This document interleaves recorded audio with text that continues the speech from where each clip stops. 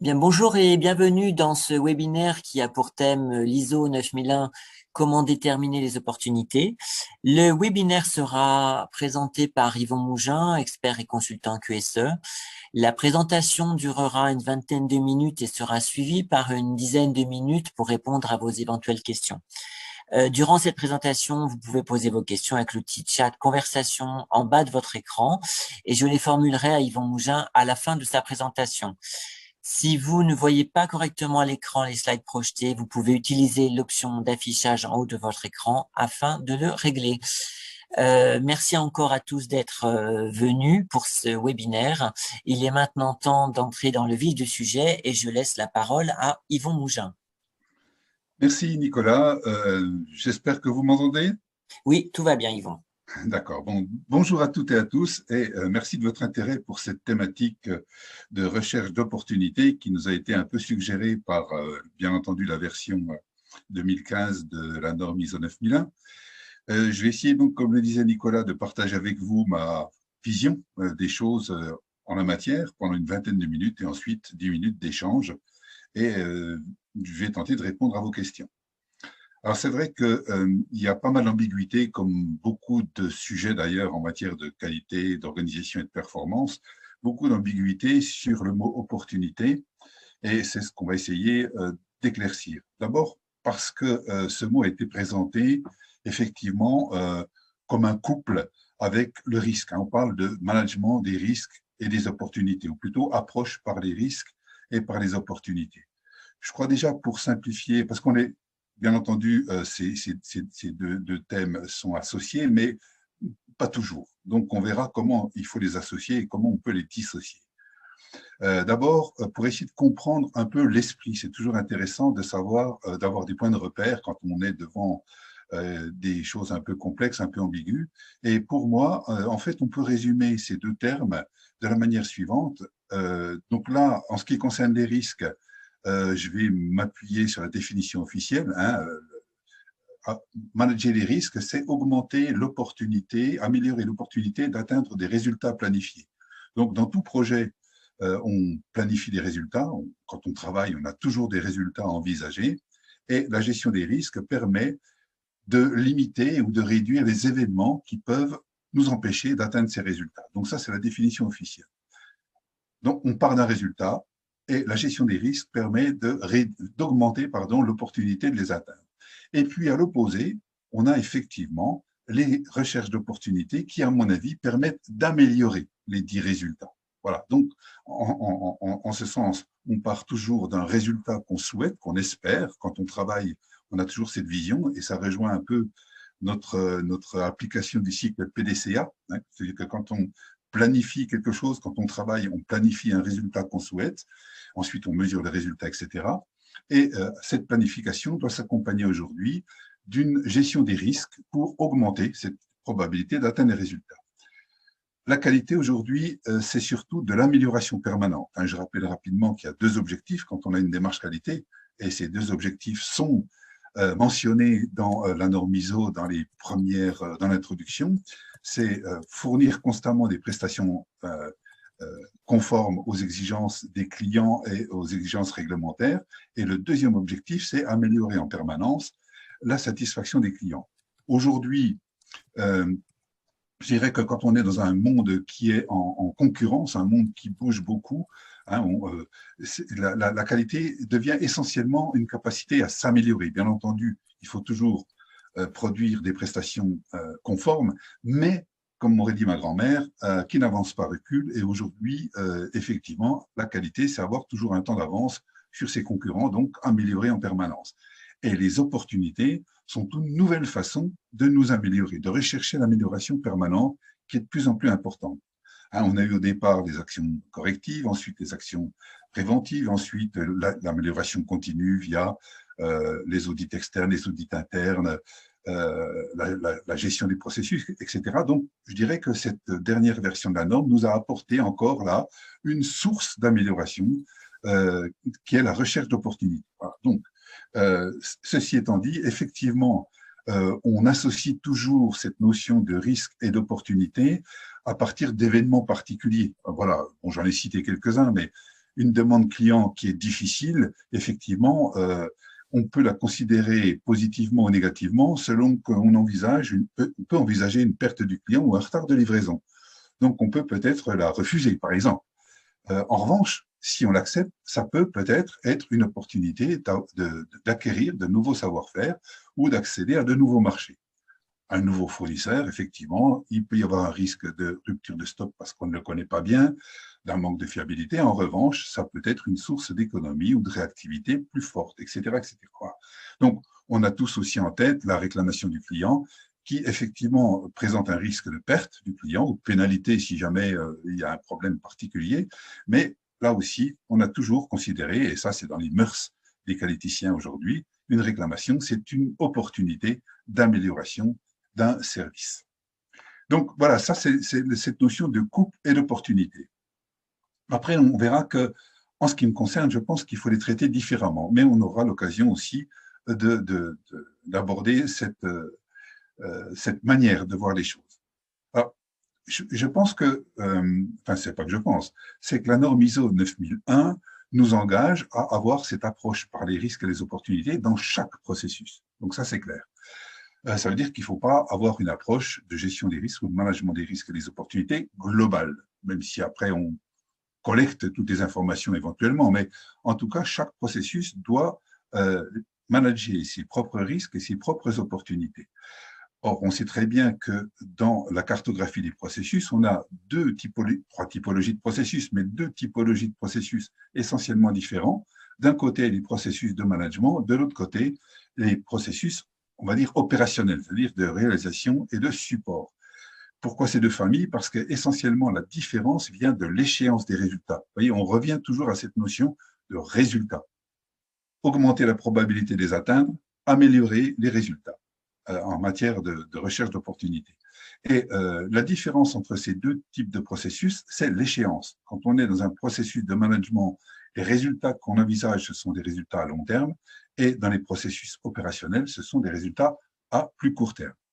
Et on peut profiter de cette différence d'échéance pour, comment dire, avoir une approche un peu dissociée de la notion d'opportunité. Je m'explique. Et d'ailleurs, ça correspond à une définition du dictionnaire que je me suis amusé à aller chercher. La première définition d'une opportunité, c'est la qualité de ce qui est opportun, de ce qui vient à propos. Et la deuxième définition d'une opportunité qu'on trouve dans les dictionnaires, c'est la notion d'occasion favorable. Et je me suis dit que, en tout cas pour moi, ça me permettait de mieux aborder la notion d'opportunité dans ces deux catégories de processus de management. Pourquoi? Parce que dans les processus de management, l'opportunité, elle est prévisible. C'est-à-dire que quand un manager, quand une direction générale engage une réflexion prospective, cette direction générale va positionner son entreprise à 5 ans ou 10 ans, donc à un long terme. Et puis, on utilise effectivement, donc on a une mission, on a des résultats envisagés de manière économique, essentiellement, hein, en tout cas incontournable.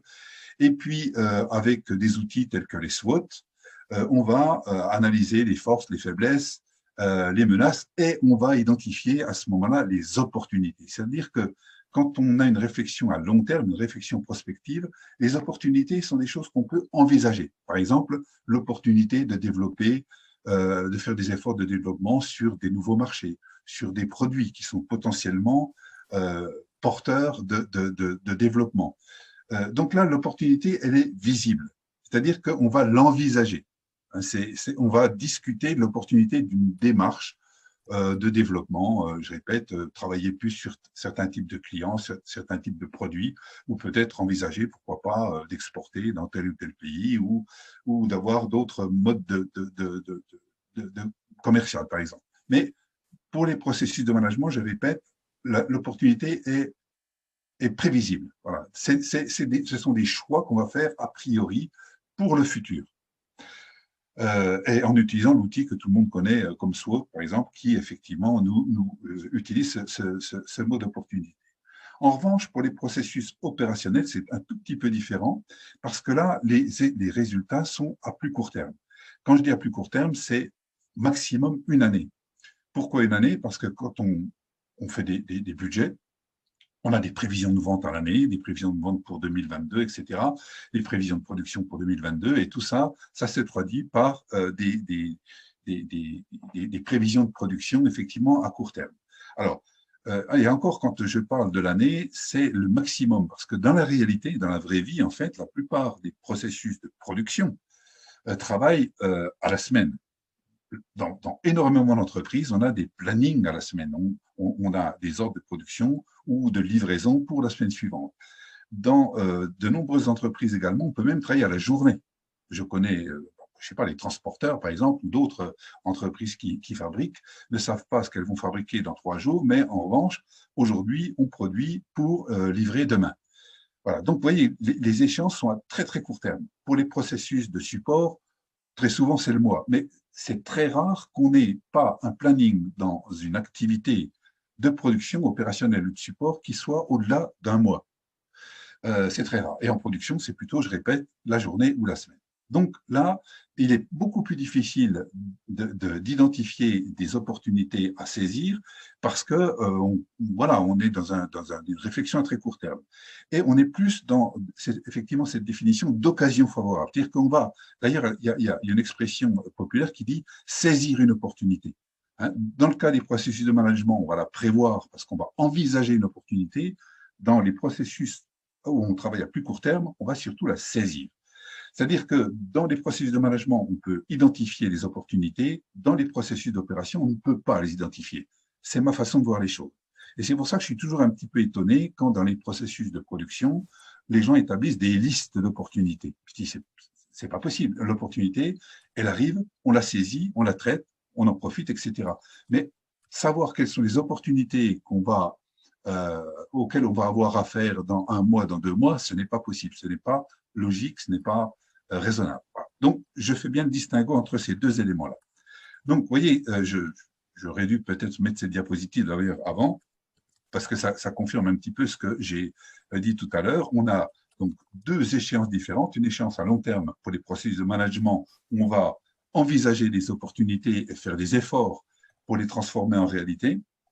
Et dans les processus de réalisation, on travaille à plus court terme et là, on ne peut pas les identifier. Alors, du coup, cette impossibilité de prévoir des opportunités dans les processus de production nous oblige à mettre en place des dispositions un peu différentes. Hein, puisqu'on ne peut pas les envisager, on ne peut pas les anticiper, on va mettre en place des structures qui vont les provoquer. En fait, c'est un petit peu ça la différence. Enfin, c'est la façon dont j'interprète ces éléments et surtout pour que ça devienne une réalité. Je pense que les opportunités sont des vraies sources d'amélioration. Alors, dans un processus, c'est quoi l'amélioration des résultats? Les résultats auxquels on a affaire régulièrement, c'est quoi? C'est améliorer les livrables, autrement dit les données de sortie, hein, c'est-à-dire qu'on va essayer d'améliorer la qualité de ce qu'on va produire pour des clients internes, pour des clients externes, simplement, bien sûr, en accord avec les clients. On peut aussi, pourquoi pas, améliorer les résultats en matière de délai. On peut aussi produire moins cher, c'est-à-dire livrer toujours les mêmes données de sortie à nos clients internes ou externes, mais utiliser moins de ressources, optimiser les ressources pour les produire, ces données de sortie. Et puis aussi, effectivement, réduire tous les dysfonctionnements, toutes les non-conformités, les événements indésirables, etc. etc. Voilà. Donc, tout ça va générer des actions d'amélioration et c'est l'objectif qu'on se donne, donc de saisir ces opportunités. Alors, ça, ce sont les différents résultats qu'on va essayer d'améliorer. Maintenant, comment peut-on générer ces opportunités? Alors, comme je le disais tout à l'heure, à mon avis, mais moi, je ne sais pas quelle opportunité je vais pouvoir saisir demain ou après-demain. Elle va se présenter elle-même et il faudra que je l'identifie, c'est-à-dire qu'elle ne me passe pas à côté, que je la vois, et ensuite, effectivement, en discuter et le traiter. Alors, comment on peut faire ça dans une entreprise? Eh bien, simplement, déjà, identifier des sources pour provoquer ces opportunités. Je répète, on va essayer, on va pas attendre qu'elle tombe du ciel toute seule, parce que ça, ce sera assez rare, mais on va, mettre en place des dispositions pour générer ces opportunités, c'est-à-dire pour titiller des sources. Alors, quelles sont les sources qu'on peut déjà inventorier? Ça, c'est facile. Eh bien, on a des loisirs, c'est-à-dire que chacun d'entre nous à des passions, et pourquoi pas, ça peut être aussi des sources d'opportunités pour le travail en entreprise, dans nos organisations. Mais plus prosaïquement, on a par exemple les salons. Certains d'entre nous, dans une entreprise, fréquentent des salons et peuvent rapporter des idées d'amélioration. Les publications, toutes les entreprises sont abonnées à des revues techniques, etc. Les conférences, on va à des conférences, donc on peut rapporter des opportunités. Simplement, vous voyez, toutes ces sources, on va essayer de les structurer de manière à ce qu'elles génèrent de l'opportunité, de manière organisée, c'est ça. Par exemple, les fournisseurs. Hein, on a des acheteurs dans nos entreprises qui achètent des fournitures qu'on a l'habitude d'utiliser. Mais les fournisseurs, quelquefois, ils ont d'autres produits dans leur catalogue. Et pourquoi pas et ces autres produits ou ces autres prestations pourraient être, là encore, des sources d'opportunités. Nos clients, effectivement, peuvent nous suggérer des idées d'amélioration. On les sollicite de temps en temps. Voyez. Donc, tout ça, la technologie, l'éveil technologique, les médias, voilà, tous ces éléments, les réseaux sociaux, que j'oubliais également, peuvent être des sources d'opportunités. Donc, une fois qu'on a identifié ces sources d'opportunités, il va falloir les solliciter. Alors, comment peut-on les solliciter effectivement? Eh bien, c'est d'abord que chaque processus, comment dire, fasse l'inventaire des sources qu'on peut solliciter. Alors déjà, dans un processus, on a des équipiers, bien sûr, il y a un pilote, il y a des équipiers, il y a des personnels qui travaillent dans ces processus, et chacun de ces personnels peut déjà faire l'inventaire de ses propres sources. Est-ce que moi, j'ai accès à des publications? Est-ce que je vais dans des salons? Est-ce que je vais dans des conférences, etc. Mes préférences personnelles, mes loisirs, etc. Est-ce que ça peut être des sources? Donc, chacun, à l'intérieur d'un processus, va identifier effectivement ses sources. En plus, on va identifier aussi nos besoins, par exemple, et solliciter des autres processus. Parce que là aussi, si on se limite à des sources internes, on risque peut-être de se priver de quelques occasions intéressantes. Donc, il va falloir qu'on imagine dans les autres processus quels sont ceux qui peuvent être sources d'opportunités. Je vais prendre un exemple que j'ai vécu. Un service commercial, par exemple, répond à des demandes de clients et répond donc favorablement, oui, on peut le faire, non, on ne peut pas le faire. Et le manager, en l'occurrence, c'était une jeune femme qui était directrice de cette entreprise, a décidé un jour de demander aux commerciaux, au service commercial, de lui communiquer toutes les appels d'offres, toutes les propositions qui avaient été des refus sur des demandes de clients. Autrement dit, toutes ces demandes de clients qu'on n'avait pas, auxquelles on avait répondu négativement.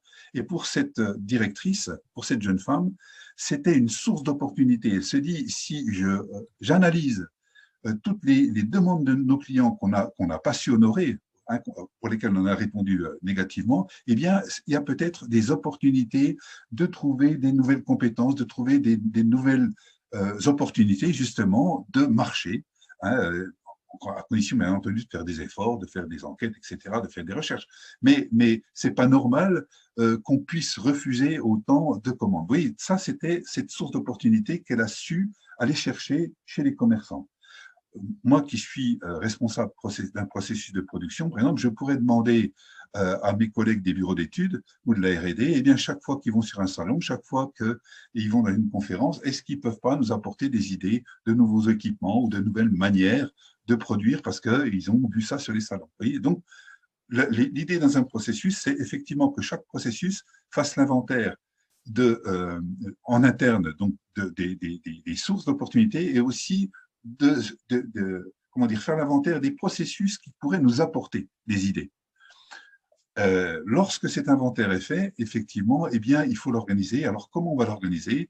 Moi, ce que je propose, c'est qu'on le fasse à travers des revues de processus. Ces revues de processus, tout le monde en fait. Moi, je suis plutôt partisan de faire des revues qui soient des revues à la fois de production et de qualité, si vous voulez. Hein, ne pas faire des revues de processus qui soient strictement qualité, en opposition à des revues qui sont faites assez régulièrement dans les processus. Par exemple, chaque semaine, on fait le point sur les problèmes de la semaine, sur les commandes qu'on a réalisées cette semaine, sur celles qui viennent la semaine prochaine, etc. Et puis de temps en temps, dans certains cas, on fait une revue de processus qualité une fois par an ou tous les 6 mois. Moi, je suis plutôt opposé à ça et je préfère qu'on ait des revues de processus qui soient des revues qui intègrent la qualité dans les préoccupations des métiers. Donc, partons du principe qu'on fait des revues de processus toutes les semaines sur les soucis de la semaine, comme c'est le cas dans beaucoup de processus. Et de temps en temps, effectivement, on va eh bien, établir donc cette fameuse source d'opportunité. Et de temps en temps, on va consacrer une partie de l'ordre du jour de ces revues de processus à l'examen des opportunités qu'on a pu rapporter. Pas toutes les semaines, bien entendu, mais imaginons qu'on fasse ça tous les mois ou tous les 2 mois. Eh bien, on va passer d'une revue de processus qui va durer peut-être 10 minutes ou un quart d'heure ou une demi-heure chaque semaine. Eh bien, une fois par mois, on va passer d'une demi-heure à 1 heure. Et pendant cette demi-heure supplémentaire, on va faire le point de tous les gens qui sont partis euh, sur des salons, qui ont analysé des revues, etc. Donc, simplement, on va mettre un ordre du jour dans notre revue de processus qui sera un ordre du jour d'analyse des opportunités. Eh bien, s'il n'y a eu aucune opportunité qui a été rapportée pendant cette période écoulée, d'un mois par exemple, ben voilà, on met RAS dans le compte-rendu et on passe à autre chose. En revanche, vous voyez, on va créer un rituel qui nous oblige à penser aux opportunités et puis à penser aussi peut-être à celles qu'on a demandées aux autres processus. C'est-à-dire qu'avant d'aller à cette revue de processus mensuelle, par exemple, eh bien, j'aurais fait le tour des responsables d'achat, du responsable R&D en disant, tiens, tu es allé à des salons ces derniers temps, est-ce que tu as eu des idées, etc. Et du coup, on sollicite régulièrement les autres qui vont penser ensuite à nous rapporter les idées qu'ils ont trouvées ailleurs. Voilà. Alors, voilà comment on va organiser, c'est-à-dire que il faut que chaque processus fasse, comment dire, fasse l'inventaire des sujets sur lesquels il aimerait avoir des opportunités. Oui, c'est ce que je disais, par exemple, ce processus de management a décidé d'avoir la connaissance des affaires qui sont déclinées ou à haut risque. Et ça, cette jeune femme dont je vous parlais tout à l'heure demandait une espèce de rapport hebdomadaire. Et le processus qui est concerné, qui va ramener cette information sur les opportunités, c'est le processus commercial. Un processus commercial peut peut-être demander des opportunités sur les nouveaux matériaux avec une fréquence trimestrielle au R&D. Dans un hôpital ou dans un établissement médico-social, le processus de soins peut demander à d'autres personnes, notamment lors des relèves, par exemple, qui sont des relèves quotidiennes, eh bien, des éléments, des informations sur l'état de santé ou les comportements des résidents ou des patients. Donc voilà, ça, c'est cette organisation qui va nous permettre effectivement de générer des opportunités et de les traiter lorsqu'elles arrivent. C'est-à-dire que le pire, c'est effectivement de ne pas y penser et d'attendre qu'elles nous tombent sur la tête. Voilà, donc ça, c'était un petit document sur effectivement ces ordres du jour des revues de processus. Hein. Moi, j'avais intitulé ça des revues à géométrie variable, c'est-à-dire que toutes les semaines, on fait une revue de 10 minutes ou un quart d'heure sur les problèmes de la semaine. Et chaque mois, eh bien, on va intégrer cette notion d'opportunité. Également, pourquoi pas faire intégrer l'analyse des non-conformités du mois, des actions qui ont été mises en place, etc. Voilà. Donc, ces revues à géométrie variable sont des revues qui intègrent la qualité dans la production, dans les soucis du quotidien. Voilà, donc j'ai dépassé de 4 minutes, je crois, le temps qui m'avait été imparti par Nicolas, donc je suis à votre disposition pour répondre à vos questions. Tout va bien, Yvon. Cette présentation était très intéressante et riche comme d'habitude. Alors, donc merci encore, Yvon. Et nous avons déjà reçu donc quelques questions durant la présentation. Donc, je vais sans prendre un instant vous en formuler quelques-unes, mais vous pouvez bien évidemment continuer à en poser via le chat et Yvon tentera d'y répondre. Alors, première question, c'était manager les risques et opportunités au niveau des processus est une source d'amélioration. Mais est-ce une obligation de la norme ISO 9001 d'aller jusqu'au processus? Oui, oui, oui. Alors, effectivement, c'est une obligation de mémoire. Je cite, ça doit être le paragraphe.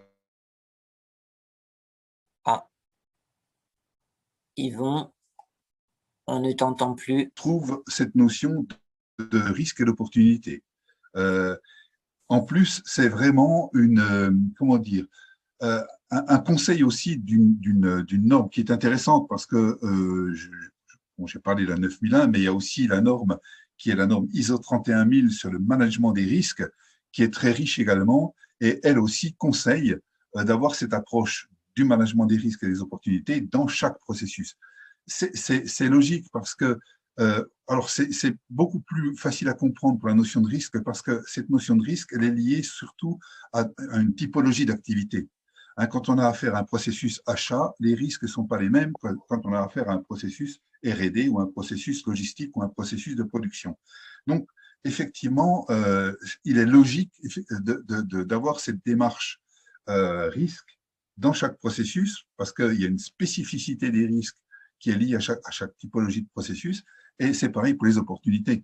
Hein, un processus de production n'a pas besoin des mêmes opportunités qu'un processus de R&D ou un processus commercial qui ont d'autres soucis, d'autres préoccupations.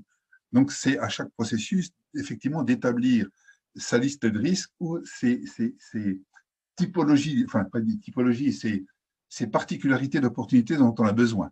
Un processus commercial sera intéressé par les opportunités de vente. Comment est-ce que je peux améliorer mes techniques de vente? Comment est-ce que je peux améliorer mes résultats en matière de prospection?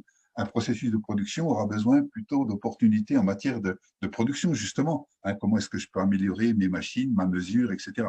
Voilà. Donc, non seulement c'est une logique, mais non seulement c'est une obligation, on va dire, normative, mais c'est aussi une logique. Très bien, merci Yvon pour cette réponse complète. J'ai une autre question. Alors, les opportunités dans les processus management peuvent être déclinées dans les processus opérationnels et donc être prévisibles? Point d'interrogation. Alors oui, c'est cette différence que j'expliquais. Effectivement, une opportunité dans un processus de management, c'est une opportunité, on va dire, c'est une orientation stratégique. C'est une opportunité pour développer l'entreprise ou l'organisme. Par exemple, si l'opportunité, c'est de développer un nouveau marché, par exemple, je sais pas, moi, je vends des bidules et je vends ça dans un marché de l'automobile, mais je suis intéressé par le marché du médical. Et c'est l'opportunité que je vais développer. Donc, cet accès au marché médical se fera sous forme effectivement de projets qu'on va déployer dans les processus qui seront concernés. Par exemple, ce marché médical, peut-être il va falloir déjà faire une enquête sur les besoins et sur les éléments qu'on peut leur apporter. Peut-être qu'il va falloir effectivement faire acquérir des compétences, s'équiper peut-être d'une salle blanche. Vous voyez, par exemple, si je veux travailler avec le médical, peut-être que j'aurais besoin d'une salle blanche ou d'une salle blanche plus performante que celle que j'ai aujourd'hui. Donc, effectivement, vous avez raison. Les opportunités en matière de management vont se transformer en projets que l'on va confier à des processus, lesquels devront effectivement soit acquérir des compétences, soit investir. Et dans ce cas-là, on n'est plus dans de la recherche d'opportunités à court terme, hein, on est dans la contribution à des opportunités stratégiques. C'est pour ça que c'est un peu compliqué. Mais vous avez raison, effectivement, une opportunité stratégique se transforme non pas en opportunité, mais en action et en projet. Voilà. Alors, Yvon, je voudrais juste revenir sur la première question qui a été posée parce qu'effectivement, tu t'en es peut-être pas rendu compte, mais il y a une micro-coupure de 5 secondes et c'était sur la question manager les risques et les opportunités au niveau des processus est une source d'amélioration, mais est-ce une obligation de la norme 9001? Alors, d'aller jusqu'au processus. Alors, effectivement, on n'a pas bien entendu parce que ça a coupé. Est-ce que c'est une obligation ou non? Parce qu'en Alors, fait, on a bien compris le côté positif, mais est-ce que c'est une obligation? Alors, c'est une obligation. Je cite alors de mémoire, là encore, mais bon, je la connais un petit peu, c'est donc la norme 9001 version 2015, au paragraphe 4.4, système de management de la qualité et ses processus, on a un alinéa qui effectivement nous explique que chaque processus doit traiter ses risques et ses opportunités. D'accord. Alors, je vais. Il y a encore quelques questions. Alors, je vais en aborder une, pardon, tout de suite, qui est est-ce qu'il y a une limite au nombre de risques identifiés? Non, alors pas du tout. Effectivement, alors, La gestion des risques, c'est une gestion qui se fait en 4 points déjà, ou 4 ou 5 points. Il faut identifier des résultats, parce que si on n'a pas identifié des résultats, la notion de risque n'a pas de sens. Ensuite, on va identifier tous les événements qui peuvent avoir une incidence sur les résultats, une incidence négative, bien entendu.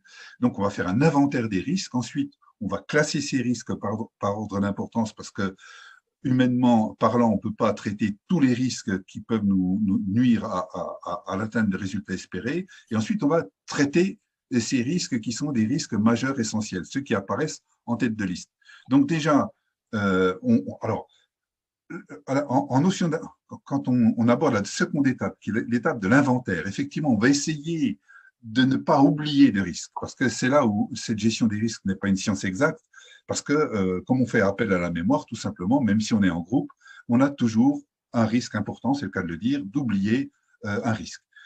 Donc ça, l'inventaire, il faut qu'on essaie de le faire le plus exhaustivement possible. Ensuite, derrière, la notion de traitement des risques, on n'est pas obligé d'en traiter plusieurs. La gestion des risques suppose, à minima, qu'on ait au moins un risque dans chaque processus qui soit en cours de traitement. Et quand ce risque-là sera réduit, aura été traité, eh bien, on va essayer d'en aborder un deuxième, etc. C'est une forme de management qui est pérenne. Hein, c'est vraiment c'est pas un one shot, hein, la gestion des risques. C'est comment dire, une approche qu'on va intégrer dans notre activité quotidienne. Tout le temps, on va réfléchir chaque fois qu'on va réfléchir.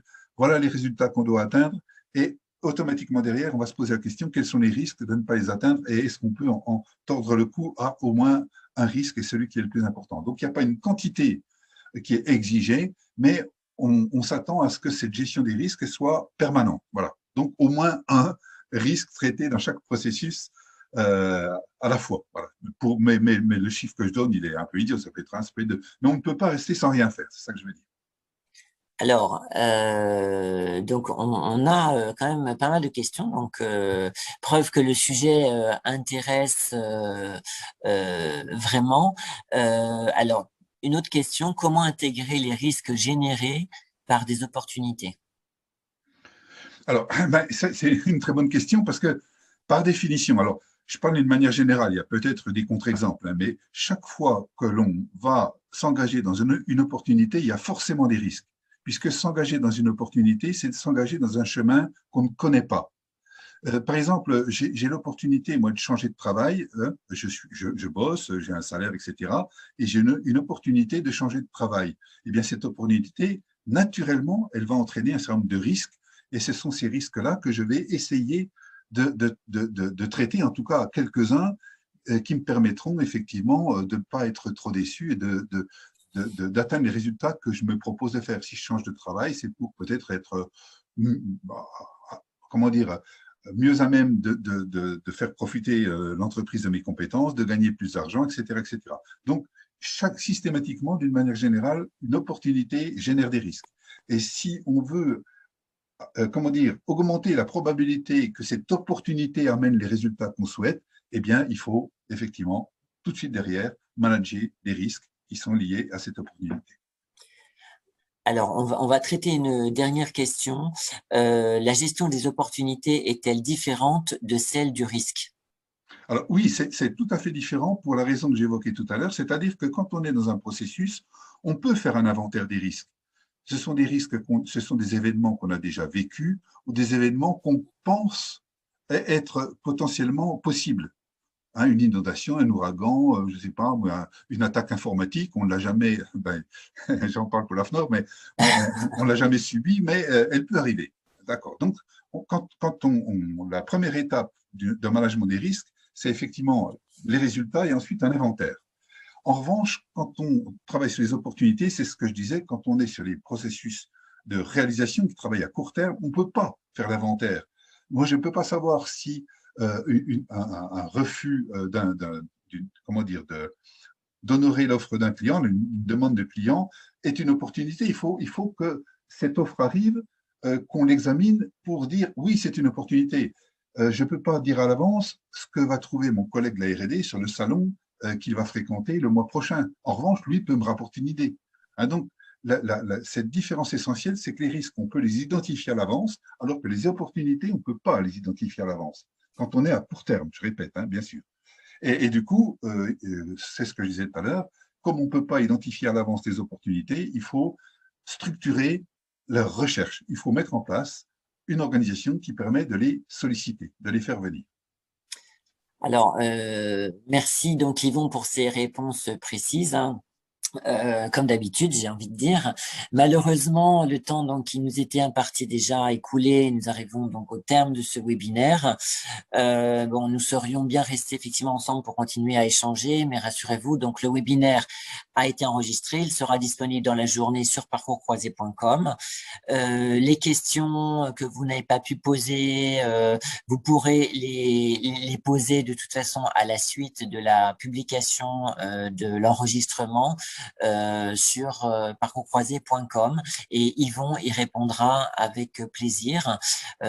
Qui sait, peut-être effectivement il y aura une suite à ce webinaire si effectivement l'intérêt se manifeste d'aller plus loin. En attendant, donc, je vous remercie encore d'avoir été nombreux à suivre ce webinaire.